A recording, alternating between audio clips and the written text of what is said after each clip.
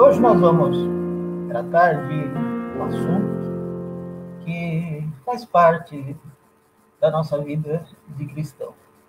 E nós vamos tratar sobre a questão do perdão. E eu quero começar, abordando algumas questões do tempo em que os patriarcas e as escrituras, os homens começaram a se organizar em sociedade aqui no nosso planeta. Todos nós sabemos que no passado não existia essas noções que existem hoje, que são noções modernas de direitos humanos. E no passado, a legislação, elas eram muito duras, extremamente duras. Nós sabemos que o primeiro código de leis escrito da humanidade foi escrito lá na Babilônia, a mando de um rei que se chamava Hammurabi. Esse código de leis, que é o primeiro código de leis da humanidade que é conhecido de forma escrita, ele estabeleceu todo um regime de leis baseado no princípio da retaliação. E tanto é que esse código de leis é chamado de Código de Talião, que era um código de leis que retribuía o crime com a mesma intensidade que o crime provocou na vida de alguém. Então, se alguém matasse, a penalidade seria a morte, e assim por diante. E é por isso que aparece nas Escrituras, como herança desse tempo antigo, aquela expressão, olho por olho, dente por dente. E aí, então, nós vamos abordar a questão do perdão, que ela vai fazer uma mudança extraordinária na concepção religiosa dos povos e das pessoas.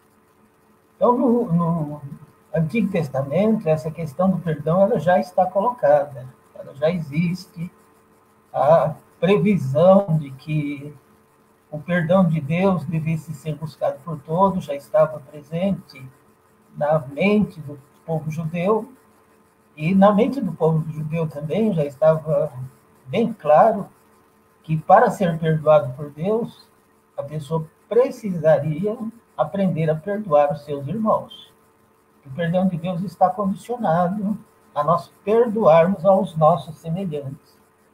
E quando Jesus esteve aqui, vivendo entre os homens, ele chamou os seus discípulos, chamou pessoas para o auxiliarem no trabalho de pregação. Essa questão do perdão também foi apresentada a ele, a Jesus Cristo.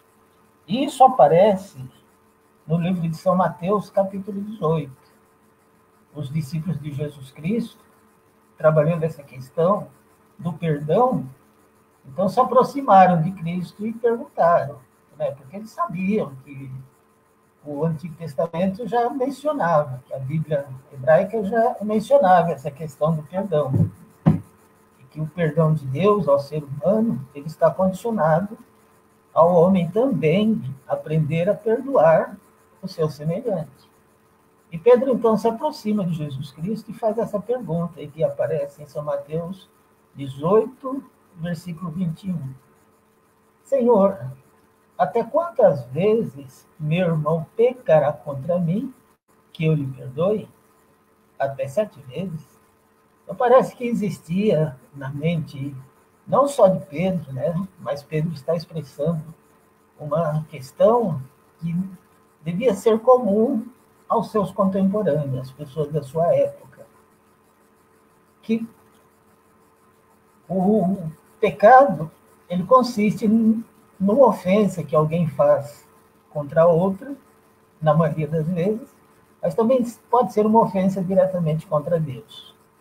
Então, quando a gente transgride o primeiro, o segundo, terceiro e quarto mandamento, são transgressões que nós realizamos contra Deus. Não são contra os seres humanos, não são contra os nossos irmãos. Então, quando nós quebramos o primeiro mandamento, não terás outros deuses diante de mim, é uma ofensa que eu pratico diretamente a Deus. Quando eu tomo o nome de Deus em vão, é uma ofensa feita contra Deus. E assim vai. Mas existem as ofensas que são feitas contra os nossos semelhantes. Então, o pecado é isso. o que nós podemos fazer para ofender diretamente o nosso semelhante, ou o nosso semelhante fazer diretamente algo que nos ofenda. E Pedro, então, estava na condição de um ofendido, né, de alguém que sofreu a ofensa. E ele pergunta: Senhor, quantas vezes uma pessoa pode pecar contra qualquer um de nós, né? E ele se colocou no caso, né? Quantas vezes uma pessoa pode pecar contra eu e eu devo perdoar? E ele então faz a pergunta: até 7 vezes? Será que tem um limite? E ele então fez essa pergunta para Jesus Cristo. Pergunta interessante. Então, quantas vezes uma pessoa pode pecar contra a minha pessoa e quantas vezes eu devo perdoar essa pessoa? Ele faz uma sugestão, né? Ele queria, não sei por que ele fez essa pergunta, até 7 vezes. Jesus Cristo, então, vai trabalhar essa questão com Pedro, a questão do perdão. Correto? Aí, então, na resposta que Jesus Cristo começa a dar ao Pedro, Jesus Cristo não vai direto ao ponto. Né? Ele poderia responder: não, Pedro, não é 7 vezes, mas você deve perdoar quantas vezes for necessário. Mas Jesus Cristo não dá uma resposta direta. Jesus Cristo começa a contar uma história para Pedro. E essa história é interessante, né, que aparece lá no versículo 23. Essa história aparece de uma forma interessante. E aí, Jesus Cristo diz o seguinte, para responder a Pedro: por isso, o reino dos céus é semelhante a um rei que resolveu ajustar contas com seus servos. Percebe que não é uma resposta direta. Ele vai fazer uma introdução e diz que ele vai dar um exemplo. E o exemplo é o reino de Deus. E então, é bom a gente prestar atenção na resposta que Jesus Cristo dá, porque a resposta está relacionada em como o reino de Deus é. Então, o reino dos céus é semelhante a um rei que resolveu ajustar contas com os seus servos. E ele, então, vai contar uma história para que, no final dessa história, Pedro pudesse compreender quantas vezes uma pessoa deve perdoar a outra. Então, no versículo 24, Jesus Cristo diz que o reino de Deus é semelhante a esse homem, a esse fazendeiro, a esse homem rico que resolveu colocar em dia todas as suas contas. E dentro do colocar em dia as suas contas, precisava entrar aquelas pessoas que estavam lhe devendo dinheiro, estavam lhe devendo valores. Ele então fez um levantamento. E ele começou a fazer a cobrança pelos que mais deviam. E alguém informou ao Senhor: olha aqui, meu senhor, meu patrão, eu sou seu contador e o senhor pediu para eu fazer o levantamento dos devedores e eu vou começar do que mais deve ao que menos deve. Então, aqui tem um cidadão que ele deve 10.000 talentos. E aí, então, ele foi informado dessa dívida alta, dessa dívida gigantesca, 10.000 talentos. Então, no verso seguinte, essa pessoa foi chamada perante o credor, para que ela pudesse fazer o acerto de contas. E essa pessoa, então, chega diante do seu credor, o credor exige o pagamento, e nesse período aí que nós estamos vivendo, não é como hoje. Hoje a legislação, na maioria dos países do mundo, proíbe a prisão por dívida. E é um raciocínio até correto. Se você prende o devedor, se o Estado prende o devedor, aí sim ele perde completamente a capacidade de pagar as suas dívidas. E o pagamento das dívidas por alguém que está preso, na época aí que nós estamos estudando, no tempo de Jesus Cristo, deveria então ser realizado pelos seus parentes. Isso era uma forma que a gente hoje considera injusta de tratar a questão da dívida. O devedor ele poderia ser preso e os seus parentes deveriam, então, arcar com a responsabilidade pelo pagamento da dívida.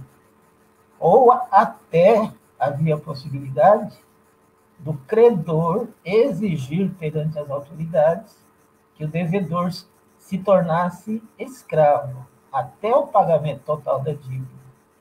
Então, era um tempo em que os devedores eram tratados com extremo rigor, ou prisão, ou escravidão.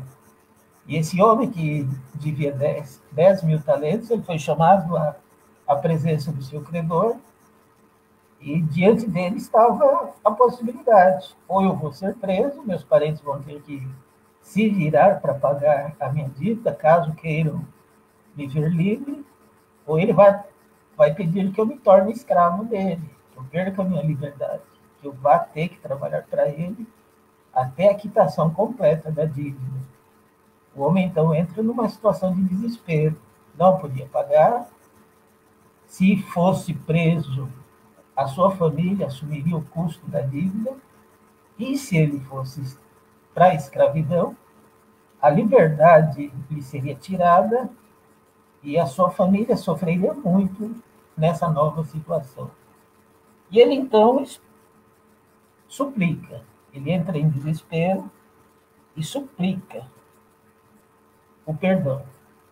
E, por incrível que pareça, o Senhor se compadece da súplica que ele faz, e no versículo 27 de Mateus 18, e o Senhor daquele servo, compadecendo-se, mandou-o embora e perdoou-lhe a dívida. E aí então a gente começa já a compreender por que a questão que Pedro fez a Jesus Cristo responde dessa maneira: o reino do céu é semelhante a esse Senhor, que era um credor de uma grande soma, e ele exigiu o pagamento da mesma. O devedor não tinha condições de fazer o pagamento, pediu perdão, e então esse senhor rico, credor, perdoou-lhe a dívida.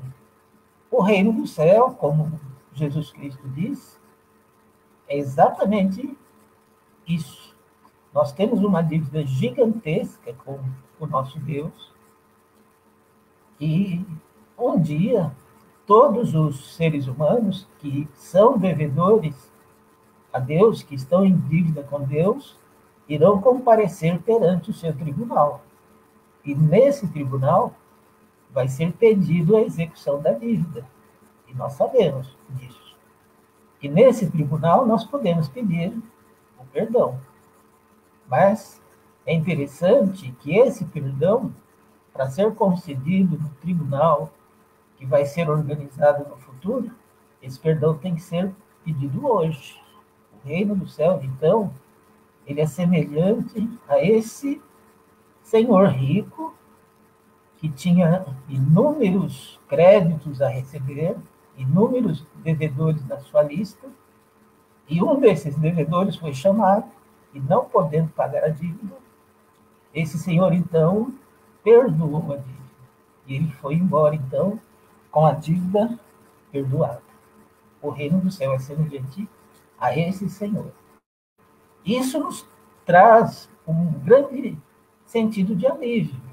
Nós, sabendo que teremos que comparecer perante um tribunal para acertar as nossas contas, existe a possibilidade, e grande, já que a dívida não pode ser quitada por nenhum de nós, existe uma possibilidade, e grande, dessa nossa dívida simplesmente ser perdoada.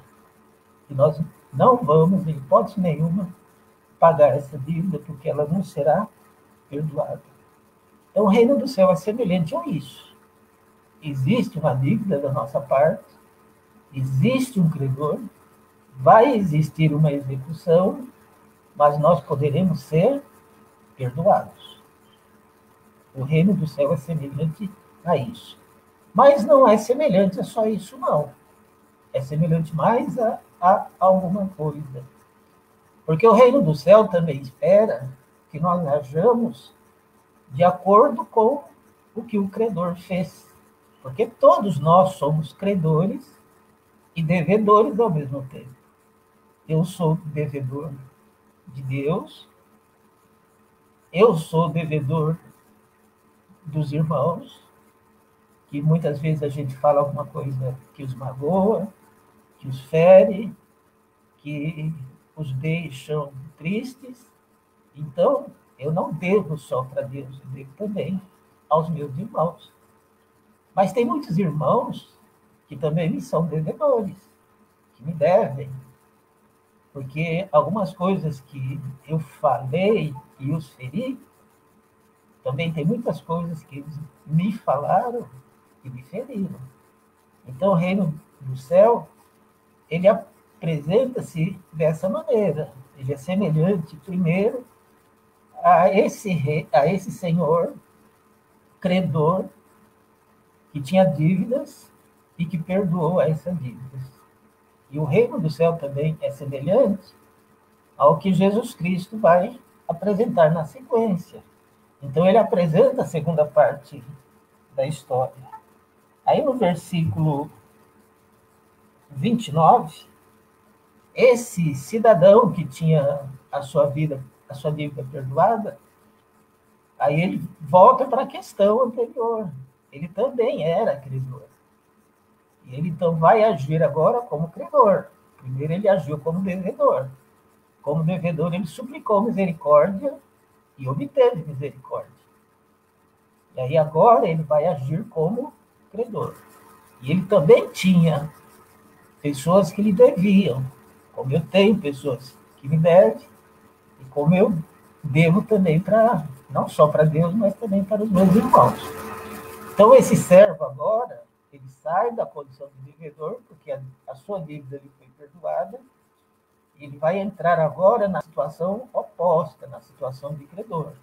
E ele tinha várias pessoas que deviam a ele.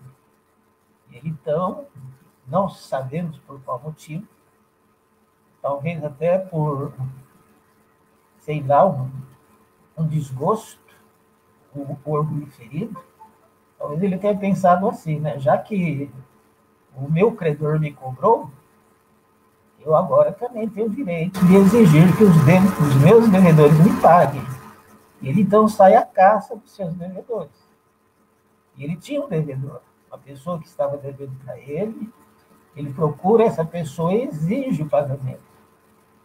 E essa pessoa, como a Bíblia menciona, em Mateus 18, 29, era um seu conservo, era uma pessoa que também provavelmente era empregada daquele senhor mais rico. Era conservo dele, era servo desse senhor mais rico, da mesma forma que ele era. E aí, então, ele se aproxima desse seu conservo e lhe exige o pagamento da dívida.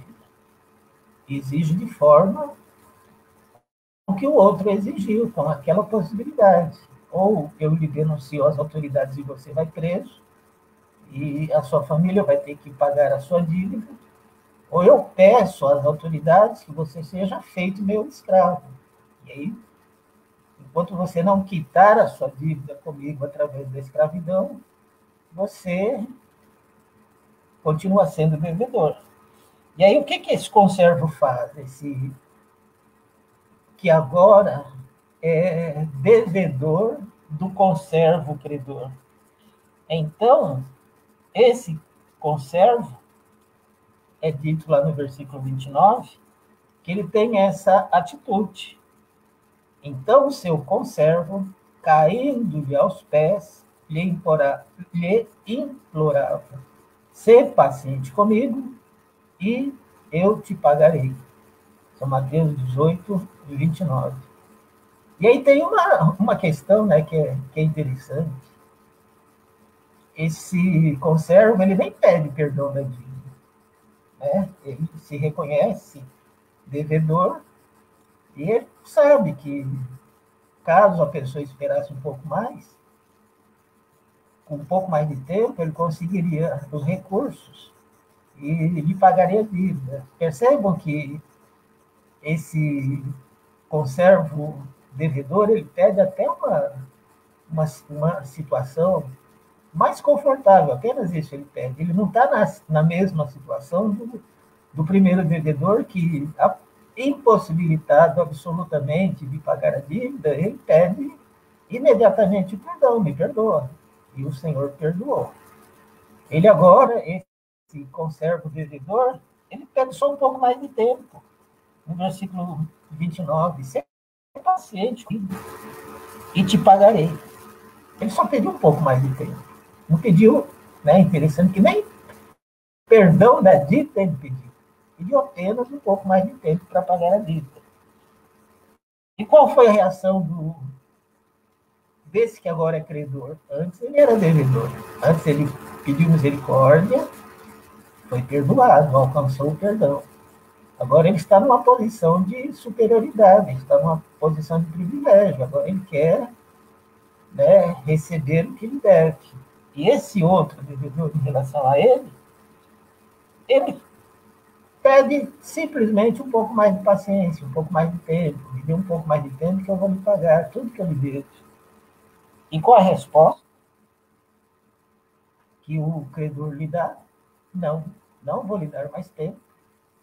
E vou lhe denunciar às autoridades e você vai ou preso ou vai se tornar meu escravo. Mas não lhe dou tempo e nem lhe perdoa a dívida. Ele agiu com essa dureza. E aí a gente compreende uma situação que vai ser colocada na sequência. Porque essa notícia, as duas notícias circularam pela região. Circulou a notícia de que o devedor de 10 mil talentos pediu misericórdia e o seu senhor lhe perdoou. E também circulou a notícia que esse credor, que antes era devedor, exigiu o pagamento e o seu devedor apenas lhe pediu um tempo maior e ele se recusou a conceder esse tempo e exigiu o pagamento imediato da dívida sob pena de denunciar o devedor às autoridades e ele ser ou preso ou se tornar escravo para o pagamento da dívida. Essa notícia, então, corre dentro da localidade e chega aos ouvidos do senhor primeiro, lá, do senhor rico, que primeiro perdoou.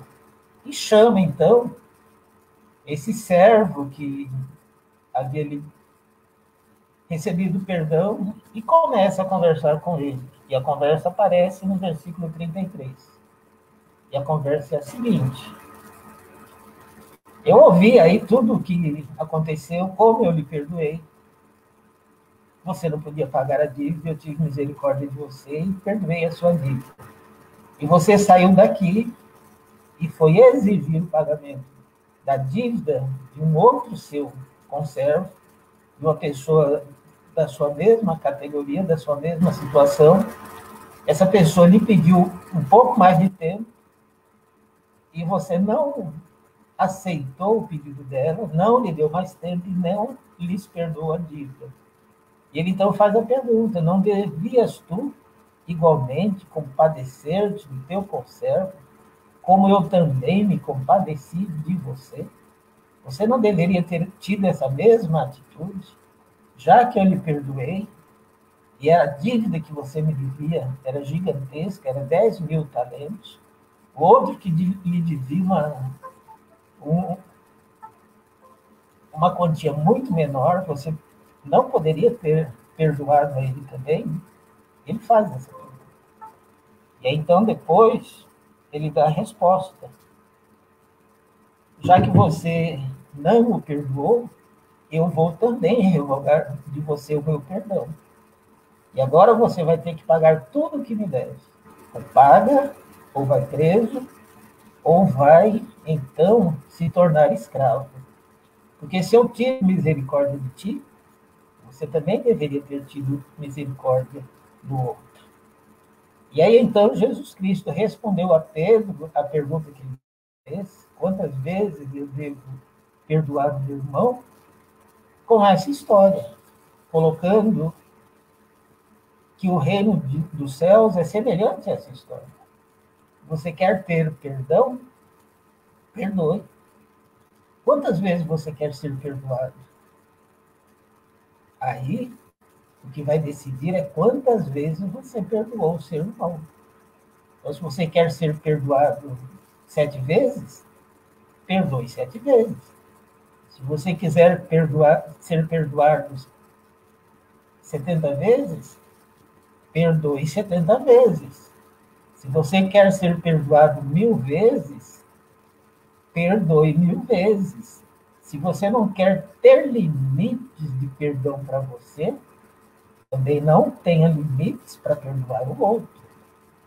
O reino do céu é isso. É semelhante a isso.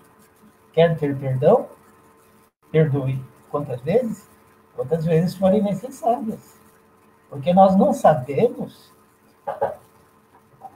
quantas vezes Deus vai precisar nos perdoar. Portanto, todas as vezes que for necessário nós perdoarmos o nosso irmão, que nós o perdoemos. E aqui eu aproveito, né, para pedir perdão a todos os irmãos que porventura eu tenho ofendido. Vocês podem ter certeza que se eu me senti alguma vez ofendido pelos irmãos, isso ficou no passado, todos estão perdoados. Eu não carrego nada de ninguém, estão todos perdoados. E também peço perdão aos irmãos, que me perdoem também. Se eu magoei vocês de alguma forma, que vocês me perdoem. Eu já falei aqui que na primeira Santa Ceia que tiver, eu vou procurar um irmão em especial e vou pedir para lavar os pés dele. E reafirmar esse meu pedido de perdão, não só a ele, mas a todos os irmãos. Porque o reino dos céus, como ensinou Jesus Cristo, é isso, é semelhante a isso. Se quiserem ser perdoados, perdoe. E perdoar quantas vezes?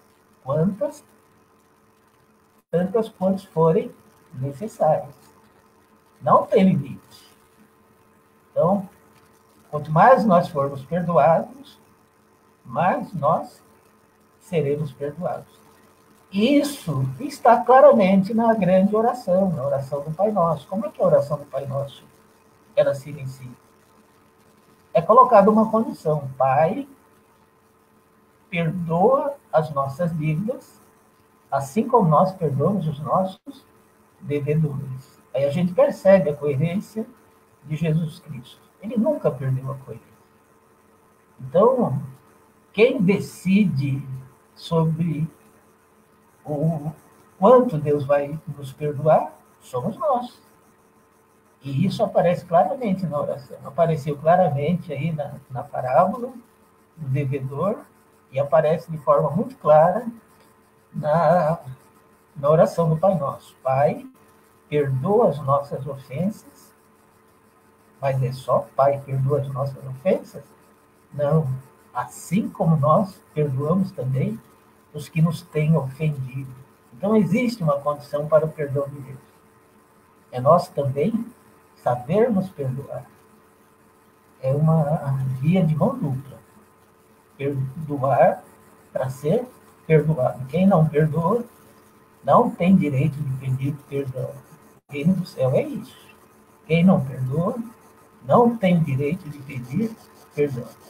Para que nós possamos aprender isso, não ter vergonha de pedir perdão. É uma das coisas mais extraordinárias que qualquer ser humano pode fazer é pedir perdão. Porque quando a gente pede perdão, significa que nós reconhecemos que erramos, que estamos errados. Isso é algo extraordinário. Um ser humano reconhecer que errou e pedir perdão, isso é algo extraordinário. É por isso que Davi foi um homem segundo o coração de Deus. Por quê? Ele não pecou? Claro que pecou. pecados horríveis.